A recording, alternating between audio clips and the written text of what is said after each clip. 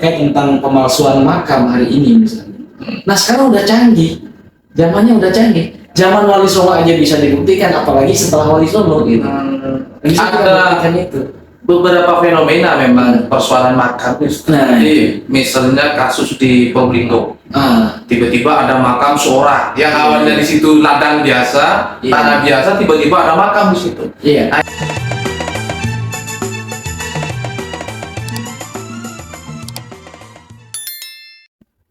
Oke, assalamualaikum warahmatullahi wabarakatuh. Jumpa lagi bersama saya di channel kesayangan para santri, tentunya masih berbicara soal pelurusan sejarah peradaban Islam di bumi Nusantara.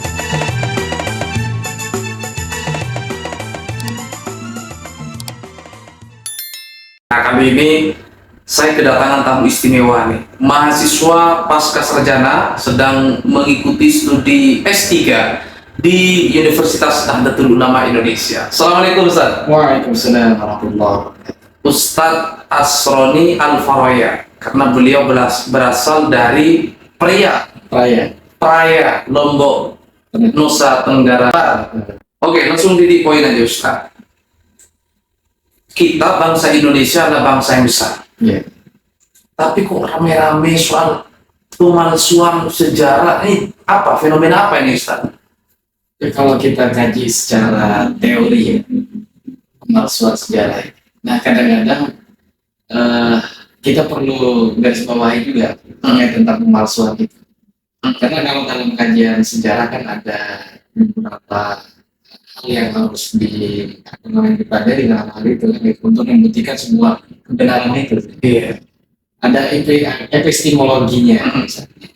Kemudian di situ ada ontologinya. Selain ontologi, di situ nanti akan dibuktikan secara ilmiah apakah hal itu bisa dibuktikan secara ilmiah tadi. Contoh-contoh paling fenomenal hari ini misalnya terkait tentang beberapa waktu yang lalu, yaitu Wali Songo adalah suatu hal yang apa ya istilahnya yang mereka katakan itu abstrak, tidak ada atau hanya khayalan saja atau apa saja. Nah, kita bisa buktikan bahwa Wali Songo itu bukan suatu hal yang tidak nyata. Dia nyata adanya dan bukan sebuah dongeng. Mereka katakan bahwa Wali Songo itu dongeng. Yang pembuktian konkretnya bahwa sejarah itu ada, itu apa?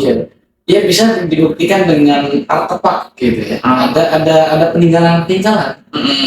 Nah, contoh-contoh dalam hal ini kita bahas Wali Songo. Wali Songo itu bisa dibuktikan bahwa itu bukan dongeng, itu karena ada artefaknya, ada bukti sejarahnya. Bukti sejarahnya apa? Pertama, makamnya paling tidak. Nah, ini ada yang menarik di situ.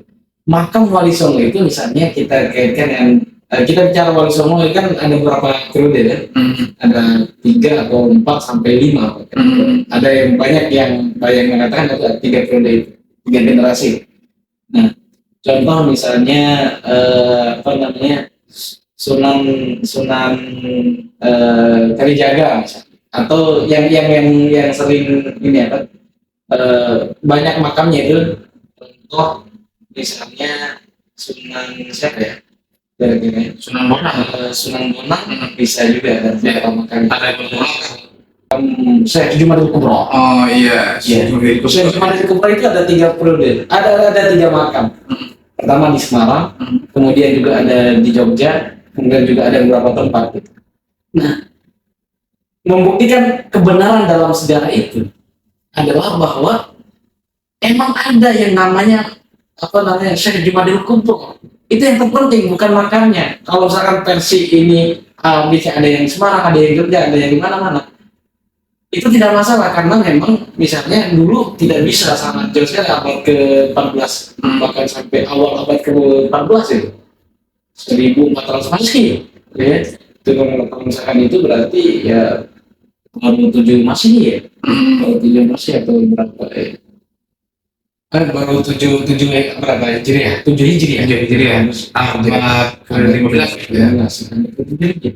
Nah, artinya bahwa memang kemudian kita lihat teknologinya belum terlalu canggih. Ya, memang. Kemudian masyarakat mempercayai bahwa di sini ada. Oke, selain dongeng, Nah, adanya makam apa lagi Ustaz? nah itu tadi ada nama yang sering disebutkan oleh masyarakat setempat sampai hari ini, dari abad ke-14 sampai hari ini.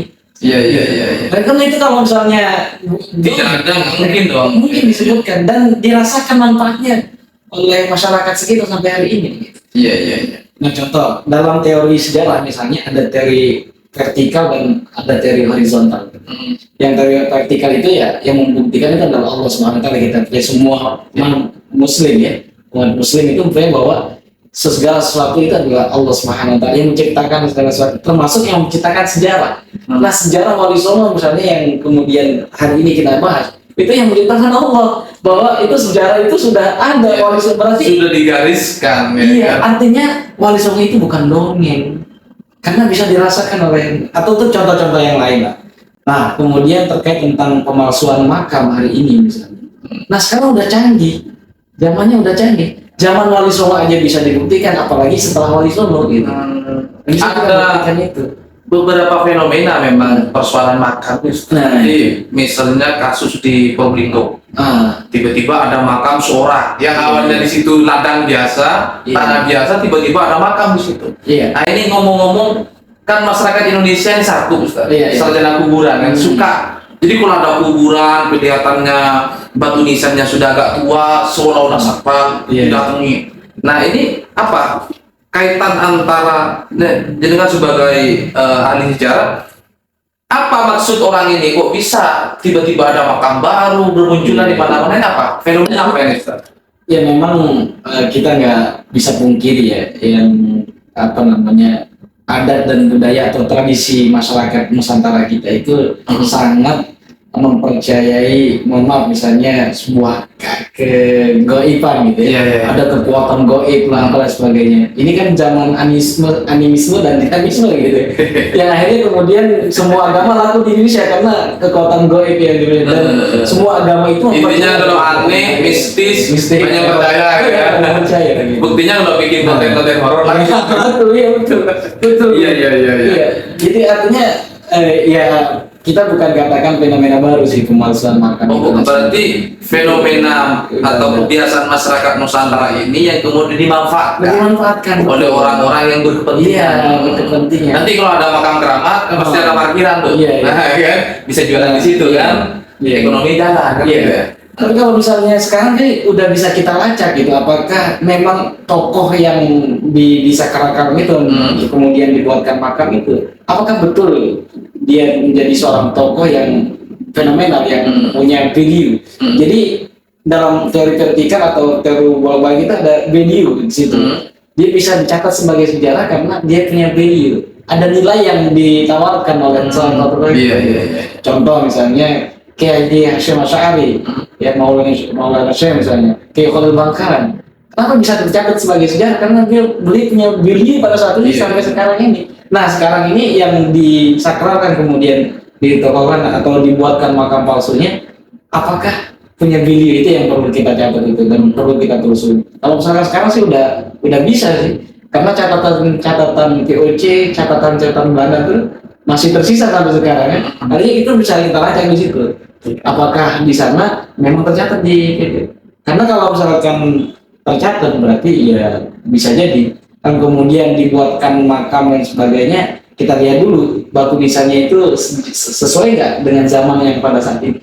Artinya usia tanah juga bisa dilihat ya. Bisa.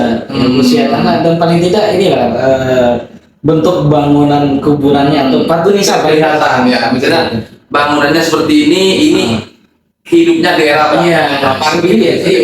Oke. Jadi pemirsa, ini berdasarkan kajian sejarah, jadi makam-makam palsu itu bisa dideteksi dari perspektif sejarah itu sendiri ya. Iya. Oke. Kalau dari sisi spiritual kan ada tuh Ustaz, suka saya mimpi di sini ada makam ya kan. Iya. Terus saya menerawang dari sisi Iya. di situ ada makam, itu gimana itu? Secara- sering terjadi di Indonesia Iya, itu. secara ilmiah tadi memang bisa dibuktikan. Iya. Secara bisa dibuktikan secara Sekarang ilmiah. dari segi spiritual seperti apa Secara gitu? spiritual ya memang kalau misalnya kita mensakralkan seorang ulama yang Iya. punya kelebihan di situ, dan Islam juga punya apa namanya, mensakralkan orang yang punya ilmu yang itu. Iya, iya. Tapi kalau misalnya kemudian dia perlakuannya apa dan sebagainya, kemudian dia hanya nunjuk itu gitu kan. Artinya untuk membuktikan, Iya. untuk mencari kebenaran apakah itu asli atau fiktif, Iya. dari semua perspektif harus dilakukan ya. Betul, Dari betul. sisi spiritual, mungkin dikirimi Fatihah, kemudian dari sisi usia tanah, ya Iya, kan? iya. Sisi filologis Iya, ya, betul, betul. atau mungkin dari sisi catatan Iya, manuskrip betul, dan betul. lain-lain. Oh, oke, Ustaz. Jadi apa saran Ustadz ini kepada seluruh netizen dari seluruh penjuru Nusantara, karena akhir-akhir ini marak isu-isu makam palsu di Indonesia, apa rekomendasinya buat Iya, masyarakat? seharusnya kita lebih dewasa gitu dalam menyikapi segala macam isu terkini, isu yang viral, isu yang apa-apa gitu. Ya karena memang kekurangan kita itu adalah bacaan, kurang bacaan kita. Ya meskipun secara keislaman itu kuat kita, kalau atau agama lah, agama kita kuat. Contoh misalnya kenapa kita kuat? Kalau misalnya ada pembahasan terkait tentang agama, persoalan-persoalan tauhid, pasti reaksioner masyarakat itu. Ya kenapa? Gempa. Ya, kenapa? Karena mohon maaf nih, sebelum agama ada di Nusantara ini, agama masuk ya, sebelum agama masuk di Nusantara, agama Buddha, Hindu, Konghucu misalnya, ataupun Islam sendiri yang abad ke-7 atau sampai ke-13 Masehi misalnya, yang banyak sejarawan itu mencatat.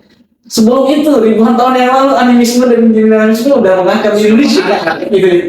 Artinya mantul tuh masyarakatnya begitu ya. Ketuhanan itu yang menyetrika, yang kemudian reaksioner masyarakat, dan udah tepat founding father kita mencantumkan ayat pertama di depan Pancasila, ketuhanan yang Maha Esa, itu karena menggali potensi-potensi yang itu, bahwa sebelum ada agama kita udah mempercayai Tuhan gitu, ada kekuatan gaib gitu ya. Oke, Ustaz.